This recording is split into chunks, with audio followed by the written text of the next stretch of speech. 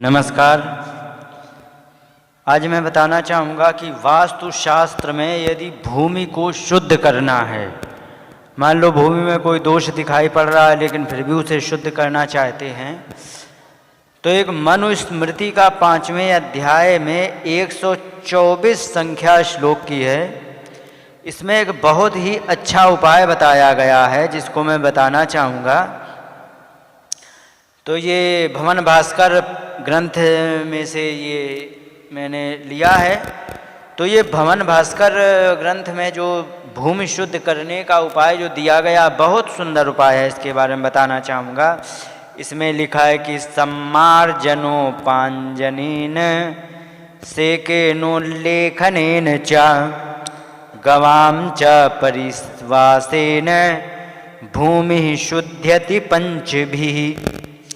ये मनुस्मृति का है। भूमि को शुद्ध करना हो तो इस प्रकार से कर सकते। कैसे? सम्मार्जनेन।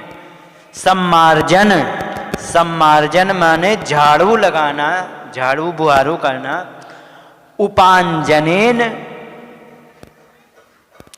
सम्मार्जन से, और उपांजनेन, उपांजन कहते हैं जैसे कि स्त्रियां क्या मुंह में अपने क्रीम पाउडर लगाती हैं, श्रृंगार करती, मेकअप करती, इसको भी उपांजन कहते हैं। उपांजन का मतलब होता है लीपा पोती आदि करना।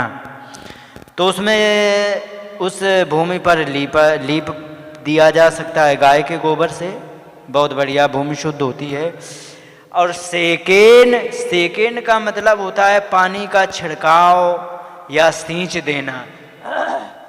वहाँ सिंचाई कर देने से या अच्छी तरह से भूमि को गीला कर देने से फिर सूख जाए तो भी भूमि पवित्र हो जाती है। उल्लेखनेन च, उल्लेखन कहते हैं उसको खोद देना या खुरच देना। तो खुरच देने से या खोद देने से क्या होता है, जैसे कि कोई भूमि मतलब कोई दोष है, कूड़ा कचरा डाला जा रहा, तो उसमें क्या है कि यदि भूमि को शुद्ध करना है तो उसमें कुछ नहीं करना है कि 2-3 इंच की मिट्टी को छील करके उसको फेंक दें।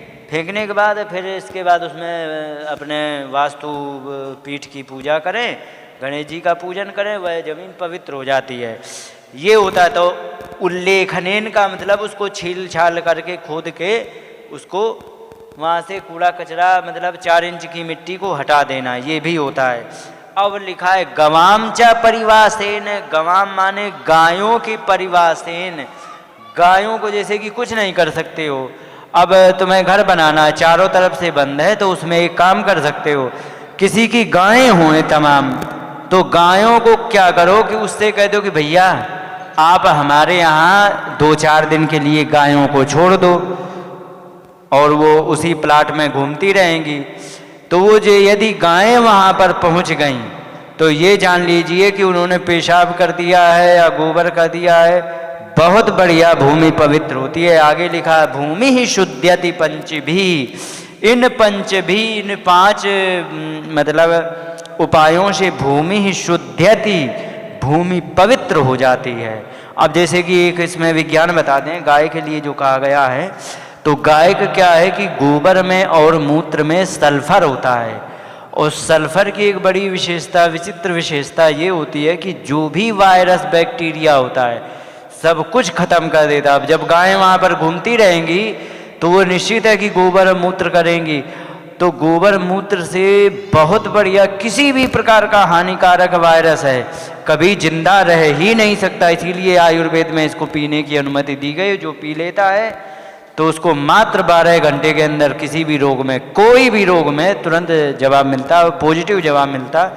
तो ये देखा है। तो इस प्रकार 5 प्रकार से यदि हम जमीन को पवित्र करेंगे तो बहुत अच्छी तरह होती है, और ये ऐसा देखा गया है। इन्हीं शब्दों के साथ बात को विराम देते हुए नमस्कार, जय हिंद। 5 प्रकार से भूमि को पवित्र किया जा सकता है। धन्यवाद।